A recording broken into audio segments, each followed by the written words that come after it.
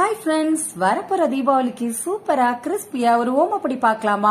வாங்க எப்படி செய்யலான்னு பார்க்கலாம். இப்ப பவுல்ல 1 கப் கடலை மாவு, 1/2 கப் அரிசி மாவு, 1/2 ஸ்பூன் பெருங்காயத்தூள், 1/2 ஸ்பூன் மஞ்சத்தூள், 1/2 ஸ்பூன் உப்பு சேர்த்துக்கோங்க.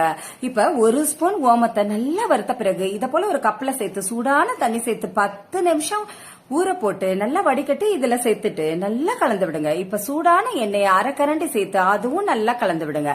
கலந்து விட்ட பிறகு கொஞ்சம் கொஞ்சமா தண்ணி சேர்த்து சப்பாத்தி மாவு பதத்துக்கு நல்லா பிசைஞ்சு வச்சுக்கோங்க. மாவு இத போல இருக்கணுங்க. இப்ப இடியாப்பச்சை இதுல சேர்த்துட்டு மாவு சேர்த்துக்கோங்க. மாவு சேர்த்துட்டு க்ளோஸ் பண்ணிட்டு இப்ப பேன்ல எண்ணெய் நல்லா சூடா இருக்குங்க. பாருங்க, இத போல ரவுண்ட் ஷேப்ல பிரஸ் பண்ணி விடுங்க. அவ்வளவுதாங்க, சூப்பரா ரெடி ஆயிடுச்சு பாத்தீங்களா? இப்ப ஒரு பக்கம் வெந்துருச்சுன்னா இன்னொரு பக்கம் வேகறதுக்கு திருப்பி விடுங்க. அவ்வளவுதாங்க, தட்டுல மாத்திக்கலாங்க. கொஞ்சம் மாவுலே பாருங்களேன் 5 ரவுண்ட் வந்திருக்கு பாருங்க. கொஞ்சமா கருவேப்பிலை இலைகளை அதே எண்ணெயில சேர்த்து ஃப்ரை பண்ணி வச்சுக்கோங்க. இதுல சேர்த்துருங்க. அவ்வளவுதாங்க, ஓமப்பொடி சூப்பரா ரெடி ஆயிடுச்சுங்க. அவ்வளோ சூப்பரா இருக்குங்க. நீங்களும் ட்ரை பண்ணி பாருங்க. உங்களுக்கு இந்த வீடியோ பிடிச்சிருந்தா சப்ஸ்கிரைப்